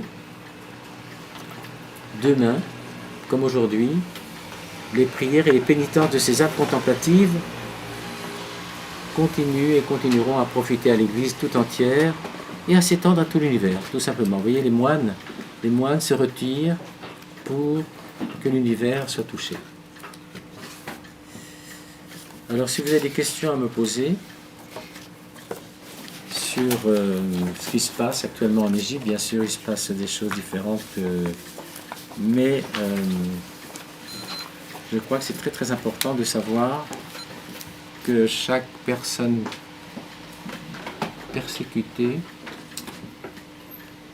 je vous dis ça comme ça, je ne veux pas vous donner un visage idéal de l'Église, il y a des bandits, il y a toutes sortes de gens, il y a des voyous, il y a des gens qui cherchent le Seigneur, qui se trompent, il y a des gens qui essaient, parmi les coqs, il y a aussi des petits malins, surtout dans l'immigration. Vous savez, l'immigration, ils sont tentés par l'argent, donc toutes les choses les plus difficiles sont... Mais ce que j'aime assez, qu'ils nous disent toujours, c'est le Christ qui me sauvera. Je vis dans le péché, je vais essayer de mieux faire. Il continue à aller à l'église. Je crois que c'est très important. C'est pas grave si vous êtes pécheur, il faut aller à l'église. Parce que la rectification se fera par les sacrements, par la... Il ne faut pas se dire, moi je ne suis pas digne de l'église, je n'y vais pas. C'est presque un acte d'orgueil finalement, parce qu'on se place au-dessus de tout et on n'a pas l'humilité de se connaître soi-même. C'est très important de se connaître soi-même. Et j'ai eu l'occasion, on a parlé beaucoup de la place Tahrir, de tous ces événements, où les jeunes hommes, les jeunes femmes, des musulmans aussi qui se disent modérés, j'espère que ça existe un musulman modéré. J'en suis pas convaincu. Les musulmans libéraux, j'en suis pas convaincu. Mais je sais qu'il y a aussi des musulmans de bonne volonté qui veulent pactiser avec les chrétiens parce qu'ils savent qu'ils sont dans un courant contre eux-mêmes. Et qu'il y a une espèce de schizophrénie parce qu'ils savent que c'est pas ce qu'il faut faire, mais on leur dit de faire ça. Donc il y a toujours ce problème très grave. Et je pense qu'aujourd'hui, peut-être, que les chrétiens, par leur façon simple de vouloir être sauvés, de pouvoir toujours lutter par le jeûne, par la prière, par les œuvres caritatives aussi, peuvent toucher ceux qui ne connaissent rien de tout ça. Et c'est ce qu'on disait tout à l'heure à table, le Seigneur nous demande toujours de semer. Il ne nous demande pas de voir la récolte. Mais on a toujours une occasion, à un moment donné, au cours d'un repas, dans la rue. On ne va pas faire comme les témoins de Jéhovah pour te frapper aux portes. C'est un témoignage, un contre-témoignage qui fait mal et qui ne sert à rien. Mais il va falloir qu'on puisse créer un climat. Vous voyez, moi j'aime beaucoup l'évangile de la Samaritaine. La Samaritaine, vous connaissez l'histoire, la Samaritaine, elle va puiser de l'eau à l'heure la plus chaude de la journée. Pourquoi? Parce que les femmes se moquent d'elle. C'est une femme libre. Les Samaritains n'ont pas le droit de parler aux Juifs. Le Seigneur se présente. Un Juif s'adresse à la Samaritaine en lui disant « Donne-moi à boire ». Elle dit « Mais qu'est-ce qui se passe ?» Et ensuite, quelques secondes après, le Christ lui dit « Moi, je te donnerai l'eau qui est de la terre pour la vie éternelle ». Je crois que le Christ est un peu décalé. Il va changer de conversation. Il va dire « Va chercher ton mari ». Il dit « J'ai pas de mari ». Et le Christ dit, tu réponds bien, puisque l'homme avec lequel tu vis n'est pas ton mari, comme les siècles qui les ont précédés. Il n'a pas dit t'as bien fait, il n'a pas dit t'as mal fait, il a créé un climat. Je crois qu'il faut créer un climat. Et quand on crée un climat, on peut peut-être attendrir les gens. On a semé. S'il n'y a pas de résultat, ça n'a aucune importance. On n'est plus responsable. Mais on est responsable de l'amour du Seigneur qui nous demande de témoigner pour lui. Parce qu'on travaille aussi pour nous, on travaille aussi pour notre vie après la mort. Le baptême, c'est déjà une première résurrection. On est mort à la vie profane, on est immergé, c'est le retour à la vie, à la passion, au vendredi saint. À l'immersion, c'est le retour au jour sans déclin. Nous sommes héritiers du royaume, c'est notre Pâques. Et dès qu'on reçoit la crispation, c'est notre Pentecôte. On devient témoin du Christ. Et comme je dis souvent, on n'a pas de mérite. Ce ne sont pas par nos jeûnes, par nos prières, par nos œuvres caritatives que l'on sera sauvé, mais parce qu'on a reçu l'Esprit Saint. Et là, toutes ces œuvres, ces jeûnes, prennent tout leur sens. C'est très important de savoir qu'on a l'Esprit Saint en nous. C'est l'Esprit Saint qui nous guide, qui peut nous inspirer et qui nous fait en sorte que nous sommes toujours dans l'axe avec le Seigneur. Je crois que la vie monastique, on prie pour le monde, pour l'univers. Et la vie monastique, c'est un courant très tendance, si j'allais dire. C'est un mot un peu qui va vous surprendre, parce qu'on pense que les moines sont paresseux, ils dorment, ils prient, bien sûr, ils mangent un peu, ils sont sobres, bon, on ne sort pas trop, on n'a pas trop de portable. Mais finalement, ces athlètes-là, ils touchent le monde. Et je crois que c'est un petit peu une vocation. On a la vocation de servir le Seigneur. C'est pas l'évanescence, c'est pas comme Saint Jean l'évangéliste, on représente un peu d'où. C'est un sacré numéro, le fils du tonnerre, le fils de Zébédée avec son frère et la mère qui essaie de les faire avancer pour être qui à droite du Seigneur, qui à gauche au paradis. Vous imaginez un petit peu? Et lui qui est prêt à tuer tout le monde qui ne sont pas d'accord avec le Seigneur. Le Seigneur, il était le fils du tonnerre. Il était terrible, Saint Jean. Il avait les mains calleuses, il savait encore s'occuper de son bateau, c'était pas une mauviette, comme on a tendance à le présenter, tellement doux. Alors je crois qu'on a toujours des exemples d'hommes, un pécheur qu'on ramasse comme ça. Bien sûr, le Seigneur est venu et le Seigneur va revenir, il est près de nous et il attend des candidats. Voilà. La vie monastique, c'est une vie de joie, une vie de prière et une vie qui nous permet de séduire Satan pour le faire sortir.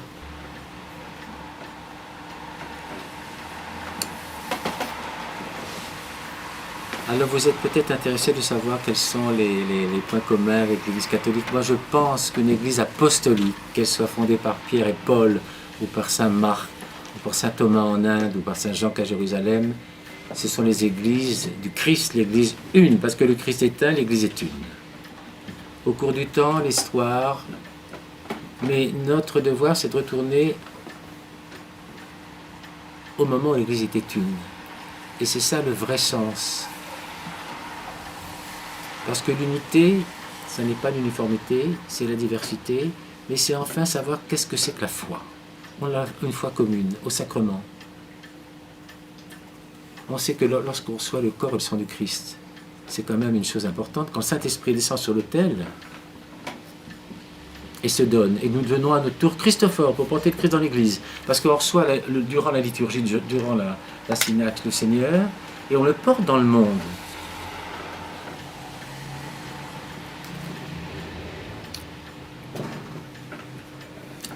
Alors je crois que notre but, c'est le Saint-Esprit qui veut ça. Il faut prier, il faut créer un climat, comme bien sûr c'était le Christ avec la Samaritaine.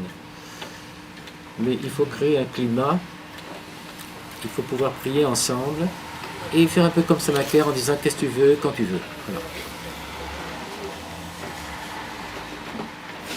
Alors vous voyez, théologiquement, bon, l'histoire du monophysisme, on n'est plus hérétique parce qu'on l'a cru. On nous a dit aussi qu'on avait l'évangile de saint Thomas, bien sûr, parce qu'il y a un fameux Thomas qui écrit un évangile en copte.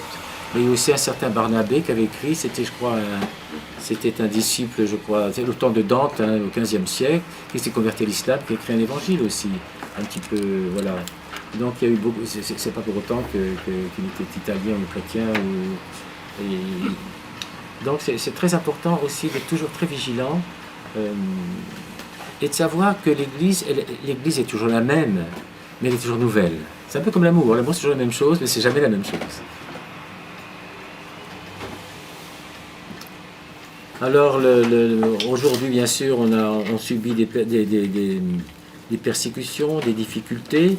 Mais justement, j'étais le 22 octobre, c'est pas vieux, j'étais au Caire parce que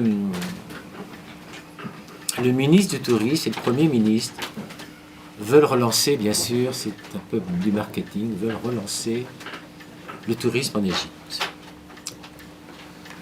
Et le patriarche a pensé que comme la Sainte Famille est en Égypte, il a considéré que c'était les premiers touristes de l'histoire. Et donc, on a réussi quand même à faire en sorte qu'on va pouvoir, sur les pas de la Sainte Famille, faire un tourisme chrétien en Égypte. Avec un probable itinéraire.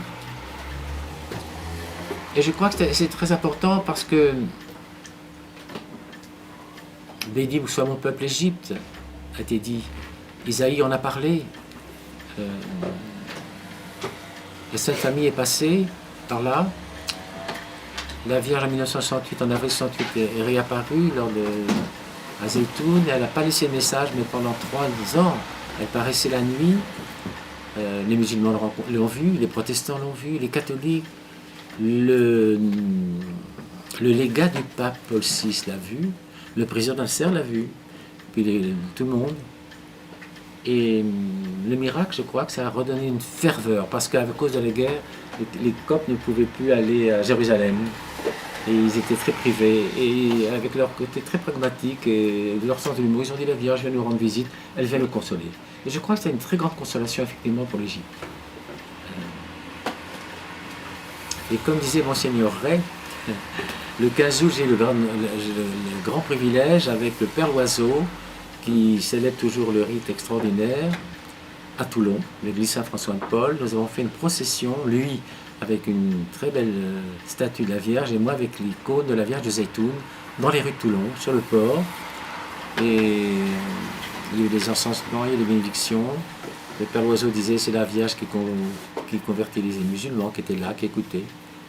Et je crois que ces signes sont très importants. Nous sommes des hommes rationnels aussi. Nous sommes des hommes qui ont l'esprit scientifique. Mais nous sommes aussi... Nous savons que le Saint-Esprit se manifeste toujours et que les miracles sont là. On dit qu'il n'y a pas de miracle, ça ne va pas. Je ne dis pas qu'on va provoquer le miracle, mais par la foi, les miracles arrivent. Et c'est très, très, très, très courant. On prie toujours, et le Seigneur est toujours là.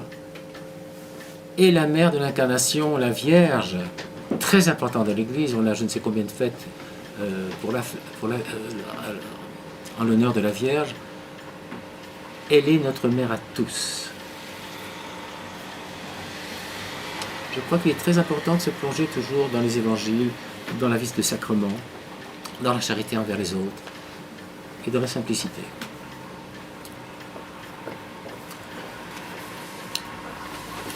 Alors donc, bien sûr, il y a eu toujours des problèmes en Égypte, mais en réalité, l'Égyptien, c'est quand même un homme civilisé, qui soit musulman, chrétien. Il est pacifique. Les 30 dernières années, beaucoup de musulmans sont allés en Arabie Saoudite, sont revenus avec des idées wahhabites radicales de l'islam, ont inventé un islam complètement barbare. Et beaucoup de musulmans se convertissent aujourd'hui.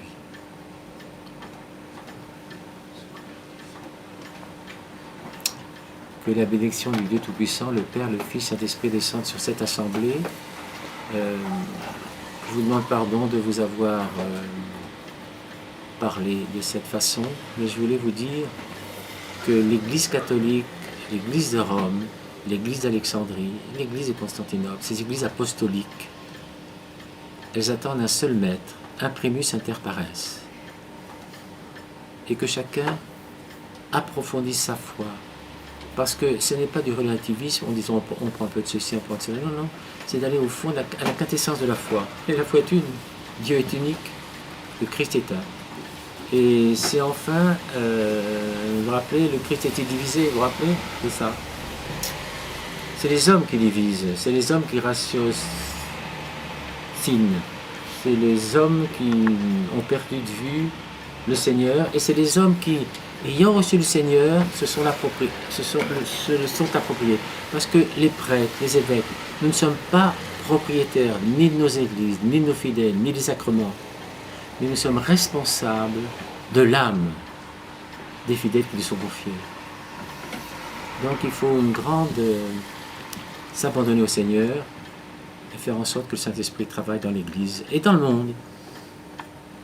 Et essayer de trouver des formules qui plaisent dans le sens que notre discours interpelle les gens en recherche. Parce que nous sommes responsables de tous ceux qui ne vont plus à l'Église. Moi, je suis très intéressé pour les gens qui ont quitté l'Église. Nos églises sont pleines, il y a toujours beaucoup de monde. Mais ceux qui quittent, j'essaie de savoir pourquoi. Un prêtre manque de charité, un espèce de formalisme, et les choses essentielles, on n'en fait pas attention. C'est très très important. Et tous ceux qui quittent l'Église, et chez nous, ils viennent quand même à l'Église, mais ils ne rentrent pas dedans. Ils restent tout autour, ils savent que la bénédiction transfère après parce qu'ils reçoivent la baraka, comme ils disent. Ils en ont besoin. Et chez eux, je ne veux pas que vous soyez égyptiens pour autant. Nous avons tous le génie de notre langue, de notre vie, de notre identité. Mais je trouve très intéressant, je crois que c'est un des rares peuples qui a gardé cette fraîcheur et cette ferveur. Parce que je connais beaucoup l'église arménienne et l'église sœur, je connais les églises syriaques, les églises indiennes orthodoxes, les églises éthiopiennes. Mais l'Égyptien, c'est Hérodote qui disait ça, c'est l'homme le plus religieux de la terre. Je crois que c'est vrai. Parce que c'est spirituel, bien sûr, mais c'est aussi pragmatique, je vous dis. Et ça rend toujours pour prier. Nous, souvent, on dit on ne peut pas faire toutes nos prières, c'est un peu long. Donc, on va en faire une prière seulement bien, mais on ne va pas continuer. Eux, ils veulent les faire, mais on est mieux à 12 parce qu'on fait 12 sauts en même temps à voix basse. Ils sont tous dits. Vous voyez? Et je crois que c'est important de ne pas trouver de prétexte pour ne pas prier. Ils ont toujours des bonnes raisons de prier. Alors, je vous invite à la prière. Et le Père, c'est un spécialiste de la prière, et vous tous. Et je suis un petit peu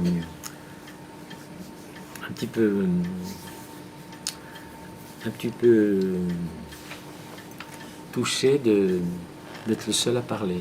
J'aime pas beaucoup ça. Il y aura peut-être des questions.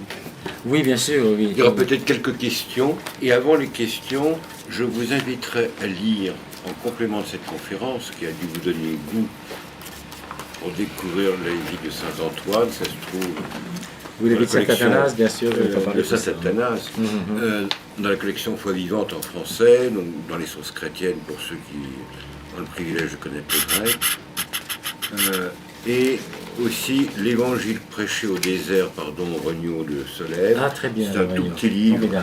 J'ai rencontré avant qu'il soit appelé au Solève. Oui. Alors il a écrit toute une collection des apothègmes, mais au moins prenez ce livre, l'Évangile prêché au désert. C'est aux éditions du Jubilé, ça a coûté 8 €, ça ne va pas vous ruiner. Et vous avez la source de la spiritualité monastique dont vit encore aujourd'hui l'Occident, du moins les monastères chrétiens, qui n'ont pas apostasié. Non, parce que les monastères chrétiens, comme vous dites, sont quand même très visités. Oui. Est-ce qu'il y a des questions à poser? Monseigneur, en vous écoutant, nous apercevons que le désert porte assez mal son nom puisqu'on y croise beaucoup de moines. Oui, absolument. Absolument, le désert est très peuplé parce qu'il est d'abord peuplé de démons, ça on sait, qui vont se planquer, excusez-moi l'expression un peu triviale, et qu'on va essayer de déloger. Au fond, c'est un peu ça, hein, l'idée de l'athétisme, c'est ça. Alors, c'est pour ça que c'est quand même, il y a beaucoup de virilité dans la vie monastique, il y a beaucoup de... Et je vous dis, nos moines sont très joyeux. Souvent, on pense que c'est bien d'avoir ils sont pas toujours... ils aiment rire. Et puis, comme ils vivent dans cette... On aime se transmettre nos sensations, et c'est très bien. Mais ce qui est très important aussi, c'est que, bien sûr, c'est le silence. Et le silence, c'est un trésor espéré qu'on a perdu, bien sûr. Hein. parce que je crois qu'il est nécessaire pour notre santé physique, psychique, pour notre progrès intellectuel aussi, et spirituel, c'est certain. Et là, je voudrais peut-être vous dire deux mots, ça sera bien parce que c'est pas moi qui le dis, c'est le métropolite Emiliano Timiadis qui dit « Dans notre monde de bruit, de vibrations, de foule et de pollution multiformes, le silence et la solitude sont les conditions indispensables de notre équilibre. Ils sont devenus quasi introuvables dans notre monde surpeuplé et urbanisé. Le sens communautaire et l'insatisfaction de la science toujours plus sèche forment la nouvelle impulsion religieuse.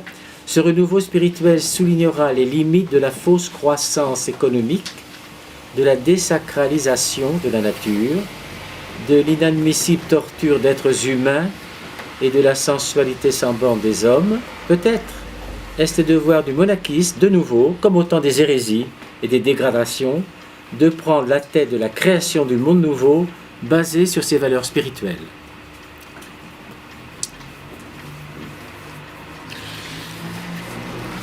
L'importance du silence pour la vie spirituelle, Dieu ne parle que dans le silence. D'ailleurs, c'est les premiers mots de la règle de Saint-Benoît, Oscula, au fini, ouvre l'oreille de ton père ou mon fils, etc.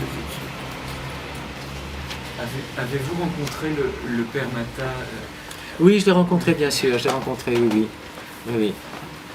Quelle impression vous... Ouais, c'était un homme de petite taille, mais de très forte personnalité.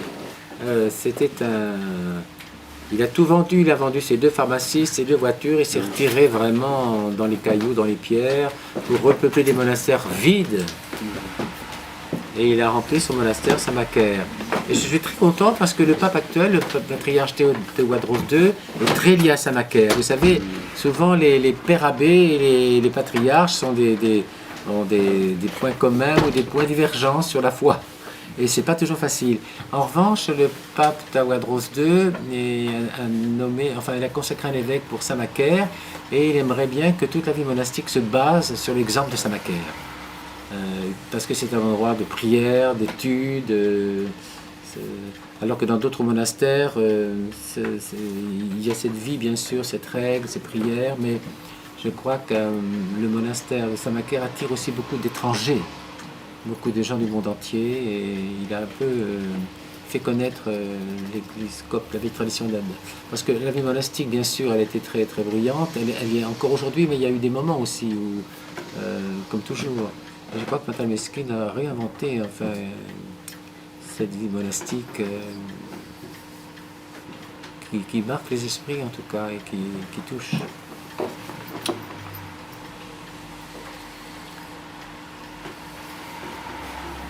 Bien sûr, on peut cibler, si vous voulez, un jour une conférence que je ferai sur un sujet, par exemple.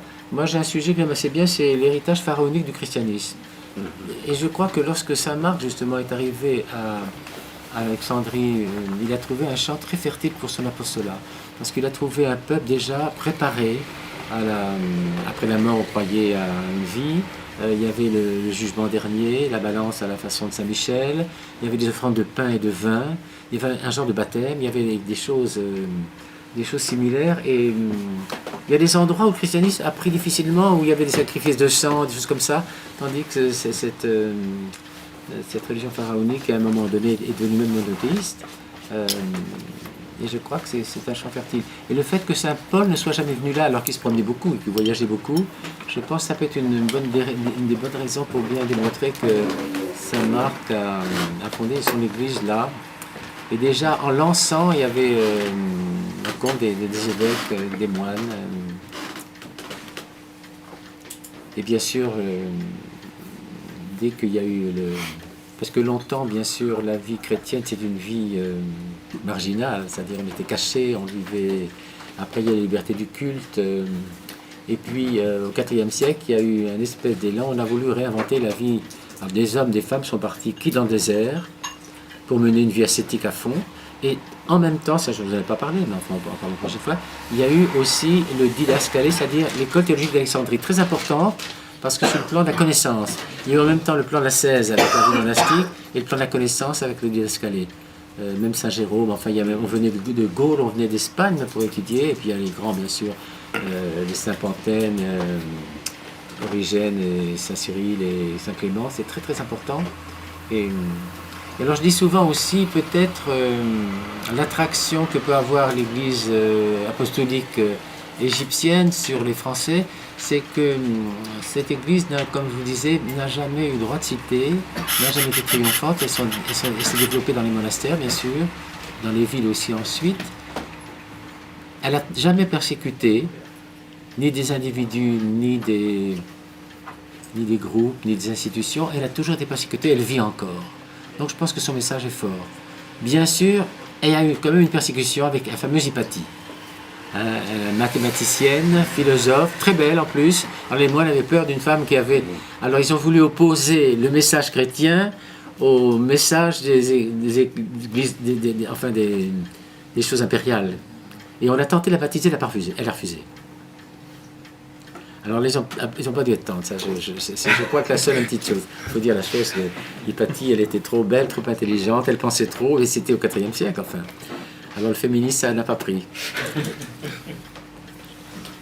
Mais je crois que c'est le Christ quand même qui a fait en sorte que le féminisme a du sens dans l'Église, hein, parce que toutes les Marie-Madeleine, toutes les femmes qui n'ont jamais, qui ont toujours été avec le Christ jusqu'à la fin, c'est très très important, très très très important. Il n'y a pas eu justement cette discrimination, ça n'existe pas tous ces termes-là. C'est un chrétien, qu'il soit femme ou homme. Et c'était très très important de savoir que le Christ a libéré la femme de cette époque-là. Vous imaginez l'histoire de la Samaritaine, moi je suis toujours bouleversé quand je lis cette affaire-là, ce dialogue, c'est cette femme qui est un petit peu provocante presque à un moment, elle se moque un peu du Christ en disant il me demande à boire. Ça ne va pas du tout, on ne peut pas se parler, c'est un homme en plus, il me demande ça, puis après il va me donner l'eau. Alors elle le prend d'une façon très pragmatique en disant tiens, ça m'évitera d'aller chercher de l'eau peut-être. Puis il commence à comprendre que le Seigneur change de discours, va chercher ton âme. Là ça lui a plu, sa réponse. Créer un climat, je crois que c'est ça qu'il faut créer, toujours des climats. Et quand on crée un climat, on peut entendre, adhérer ou pas, mais entendre. Et c'est ça le témoignage. Le témoignage, c'est pas de convertir, hein. C'est de dire ce que le Seigneur nous demande de faire. Et après, la liberté appartient à l'autre. Parce que la conversion, c'est toujours entre le Seigneur et la personne. Monseigneur, quelle est la proportion de Coptes actuellement en Égypte par rapport à la population? Ah voilà, alors écoutez, ça c'est le problème difficile. Les Coptes exagèrent le nombre et l'État diminue le nombre. Alors, il y a 90 millions d'habitants quand même. Hein. Et nous, on parle toujours de 12 à 15%. Alors souvent, on nous affiche 8 millions depuis 40 ans que j'y vais, hein, quand il y avait 25 millions d'habitants. Il y en a davantage. Il y a à peu près 1 500 000 dans toute l'immigration sur les 5 continents. D'abord, les pays anglophones, parce que les chrétiens ne sont pas admis, bien sûr, dans les universités musulmanes. Ils font des études en langue anglaise, donc c'est tous les pays anglophones. Donc Angleterre, États-Unis, Australie, Canada, et puis partout. Et il y a même aussi, on les trouve en Bolivie, on les trouve en Japon, on les trouve un peu partout. Et il y a beaucoup de conversions aussi. Par exemple, les Boliviens aiment beaucoup le rite copte. Et donc l'Église s'est bien développée. Et alors pour parler un peu de moi, j'ai été ordonné en 1974, corps-évêque, c'est-à-dire un évêque assistant le corps-évêque assistant d'évêque, avec un évêque qui est maintenant rappelé au Seigneur il y a des années, qui est né au ciel en 2008. Et donc, grâce à Dieu, grâce aux prières de l'Église, grâce aux prières du Papa Chenoula, on a pu implanter l'Église copte orthodoxe de l'immigration en France, en Belgique, en Suisse et aux Pays-Bas. En Suisse, c'était la Suisse alémanique, parce que l'évêque parlait 5 langues, donc allemand, néerlandais, français, italien, tout ça. Et puis en 1994, alors le pape, j'ai été consacré évêque, et il m'a dit, vous êtes d'origine française, je vais instituer l'église copte orthodoxe française, c'est-à-dire c'est la même église, c'est la même foi, mais qui s'adresse aux coptes non arabophones, et aussi à tous les gens en recherche qui ne connaissent pas la vieille tradition d'Alexandrie. Donc j'ai des prêtres français, d'origine française, et un public français, mais aussi égyptien. Bien sûr, je peux prier dans toutes les paroisses, mais je n'ai pas de juridiction sur... C'est pour ça que vous m'en avez donné beaucoup de juridiction. Je n'ai pas de juridiction, si vous voulez, sur les comités de langue arabe, ici. Mais je peux prier chez eux comme... voilà. L'émigration, disons, copte en France, quelle est l'importance Ben, je vous dis, je fais attention à ce que les Coptes disent, ils ont tendance à grossir le chiffre. Je pense qu'il y a 45 000 à peu près en toute la France. Mais surtout Paris, Marseille, Lyon et un petit peu partout maintenant. Qu'est-ce qui les a amenés à immigrer Oui, c'est dans les années, c'était après la guerre, là, vous savez, au moment des 6 jours, tout ça, il y a eu un mouvement. Ça a commencé à la fin des années 68-70. On essayait de trouver du travail, de quitter l'Égypte. Parce qu'autrefois, les Égyptiens ne quittaient pas leur ville même. Ils étaient très attachés à leur église, leur maison, leur famille, il n'y a que ça qui comptait. Et donc, il y a eu si bien que maintenant, les grands-mères qui vivent toujours en Égypte, viennent faire le tour des enfants qui en Australie, qui est au Canada, qui est à Paris, qui est je ne sais où. Et maintenant, il y a un grand mouvement. Grâce à Dieu, ils restent fidèles à l'Église. Mais il nous faut aussi un clergé qui soit bien instruit dans les habitudes non égyptiennes. Vous voyez, c'est ça qui est très important. Parce que les jeunes générations qui ne parlent pas la langue arabe, avec les prêtres enfin, beaucoup sont francophones, c'est vrai, mais certains, il ne faut pas manquer cette deuxième et troisième génération.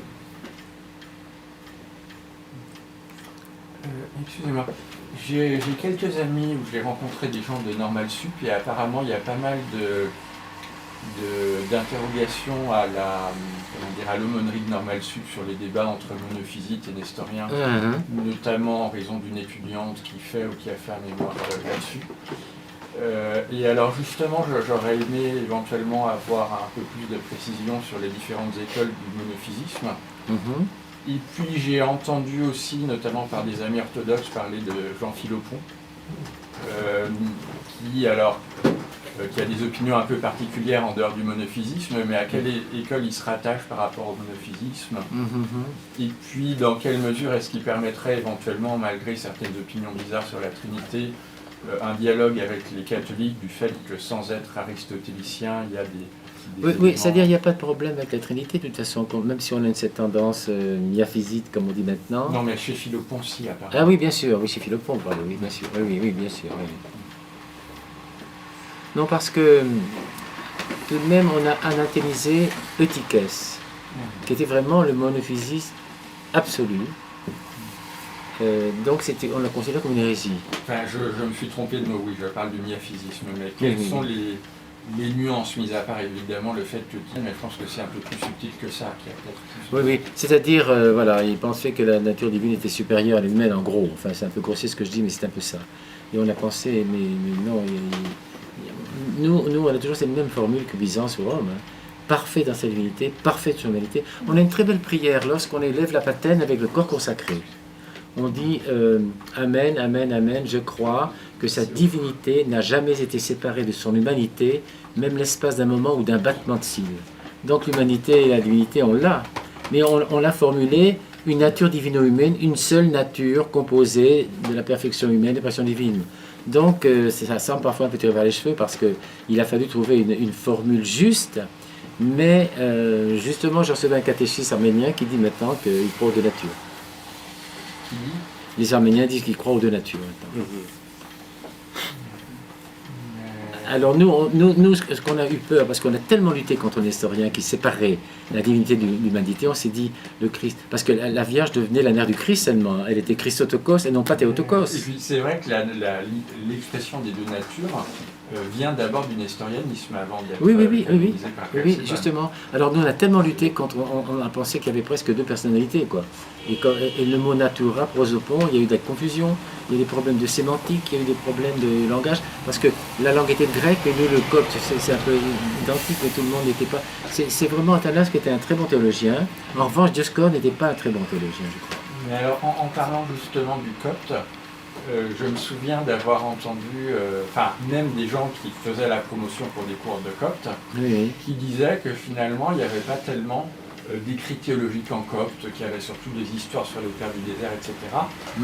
Et j'ai des amis qui s'intéressent un peu à Byzance, qui me disent que par exemple il y a beaucoup de manuscrits byzantins qui sont dans les monastères mais qui n'ont jamais été édités. Est-ce que c'est la même chose pour les Coptes avec des manuscrits théologiques qui n'auraient pas été édités? C'est possible qu'il y ait Ou est-ce qu'ils ont été édités mais qui sont ignorés? C'est possible, on les trouve à la British Museum, ceux-là. Mais c'est possible qu'il y a peut-être des ouvrages qui n'ont pas été étudiés, c'est possible. Parce que je crois par exemple que dans le cas byzantin, comme Byzance était sous la domination musulmane, il y avait l'interdiction d'impression. Voilà, c'est ça. Et je pense qu'il a dû se passer la même chose. Il y a eu des choses comme ça. Oui.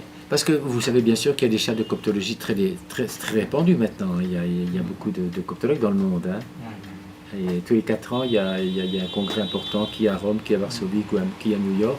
Et puis donc il y a beaucoup d'études qui travaillent sur le gnosticisme, sur la vie monastique, sur les auteurs. Il y a une grande... C'est relativement récent, hein, c'est 1960 seulement. Et il y a beaucoup de charités de coptologie maintenant dans le monde. Il n'y a pas seulement des coptes, hein, il y a des musulmans aussi, il y a des chrétiens. Et je crois que ce travail se fait maintenant. Il y a beaucoup de... Parce que c'est vrai que des auteurs comme Saint Cyril, par exemple, ou Saint Athanase ont, semble-t-il, enfin d'après ce qu'on enseigne en Occident, écrit directement en grec et pas en copte. C'est vrai que Saint Athanase parlait grec, c'est vrai, c'est sûr. Mais, oui. Alors, je ne sais pas par... D'ailleurs, dans notre liturgie, il y a plus de grec que de copte. Mais il y a aussi du copte pendant la semaine sainte, par exemple, tous les chants sont en copte et tout est en copte. Mais durant la liturgie, l'agios, le trisagion, tout ça est en grec. Mais alors, en plus, les Occidentaux tendent à dire, par exemple, que Denis l'Aréopagite n'était pas le disciple de Saint Paul, mais était un Égyptien, sans doute, miaphysite. Alors, qu'est-ce que vous en dites? Est-ce que vous dites qu'il vient de chez vous, que c'est bien l'apôtre de Saint Paul et que ça prouve vos idées? J'ai pas de réponse, hein, je suis désolé. Il faut poser ça à un coptologue très distingué, ou un égyptologue, parce qu'il y a vraiment des très grands savants à la question copte maintenant, depuis les années 60. Hein. Il y a un grand... La coptologie, c'est une science devenue un peu nouvelle maintenant, et on étudie toutes ces... Monseigneur, qu'en est-il de l'état des persécutions des Coptes en Égypte, des attaques justement, contre l'Église, contre les Églises, contre les chrétiens? Justement, c'est une question pragmatique intéressante. Non, pas du tout. Justement, j'avais pris j'avais justement je viens de recevoir ça le 28 octobre là. Attendez. Oui, c'est un communiqué de presse du 28 octobre. Qui nous dit, alors c'est Jean Maher c'est un copte dont j'ai fait le mariage à 35 ans et qui est le président de l'organisation franco-égyptienne pour les droits de l'homme, on appelle ça OFED. Et il me disait, avec l'assassinat de 30 de ses soldats et officiers dans un attentat suicide dans le Sinaï, donc ça date du 28 octobre, c'est pas vieux, l'armée égyptienne subit l'attaque terroriste la plus sanglante depuis la destitution du président islamiste Mohamed Morsi. Si les enquêtes n'ont pas encore été formellement déterminées, l'identité du kamikaze ni ses motivations, quelques renseignements ont établi un lien entre ce dernier et des groupuscules djihadistes opérant depuis la bande de Gaza avec la complicité passive du mouvement de résistance islamique Hamas ou même avec Daesh de l'Irak. L'OFED, donc c'est l'organisation franco-égyptienne pour les droits de l'homme, condamne avec la plus grande fermeté la violence politique et a fortiori le terrorisme des groupes djihadistes et apporte son soutien total à l'armée égyptienne qui fait face à un défi sécuritaire d'une ampleur inédite. Fidèle à ses engagements et à sa mission, le gouvernement égyptien ne doit pas plier face à la terreur. Le terrorisme islamiste est l'expression la plus radicale du fondamentalisme religieux dont souffrent les Égyptiens depuis plusieurs années. Il démontre chaque jour davantage que le renversement des frères musulmans le 3 juillet 2013 et le retour à la légalité étaient ô combien nécessaires. Et puis vous savez, beaucoup d'enlèvements de jeunes filles, on a brûlé 60 de nos églises, beaucoup d'exactions encore. Alors c'est la raison pour laquelle, avec Credo, je ne sais pas si vous avez dit quelque chose, Credo, président Credo, c'est la coordination des chrétiens d'Orient en danger. Donc régulièrement on se rencontre au Sénat et on a rencontré le 9 septembre Dalil Boubaker parce que on a essayé de faire un appel de Paris avec l'aval aussi d'Ali Boubaker pour condamner Daesh. Bien sûr, ils le font. Mais si on n'était pas intervenu, peut-être qu'il y a le grand silence autour de ces questions. Il y a toujours aussi beaucoup d'interventions assez importantes avec, je crois, le 14 novembre. Je crois qu'il y a une...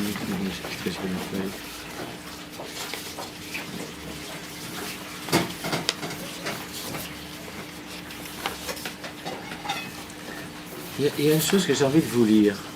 C'est paru il y a quelques années, je trouve ça vraiment assez parfait. C'est un John Harrison, Master of Business Education. Il y a quelques années, il a écrit ça. Je trouve ça vraiment très juste ce qu'il dit. Alors, le titre, c'est « À méditer et à faire suivre un nombre de nos politiques bien pensants », avec beaucoup de points d'exclamation. C'est pour cela qu'être chrétien n'est pas une tare, il démontre. Alors, c'est le message d'un avocat britannique. L'infidèle, bonjour. Comme le démontrent les lignes qui suivent, j'étais contraint, donc c'est monsieur John Harrison, j'étais contraint de prendre conscience de l'extrême difficulté à définir ce qu'est un infidèle. Choisir entre Allah ou le Christ, alors que l'islam est de loin la religion qui progresse le plus vite au Royaume-Uni et ailleurs, c'est moi qui ajoute. Le mois dernier, je participais, c'est pas le mois dernier, c'est quelques années quand même, je participais au stage annuel de remise à niveau nécessaire au renouvellement de mon habilitation de sécurité dans les prisons. Il y avait dans le cursus une présentation par 3 intervenants représentant respectivement les religions catholiques, protestantes et musulmanes, expliquant les fondements de leurs doctrines respectives. C'est avec un intérêt tout particulier que j'attendais l'exposé de l'imam. La prestation de ce dernier fut remarquable, assortie d'une projection vidéo. À l'issue des présentations, vint le temps des questions-réponses, et lorsque ce fut mon tour, je demandai. Je vous prie de me corriger si je me trompe, mais j'ai cru comprendre que la majorité des imams et autorités religieuses ont décrété le djihad, guerre sainte,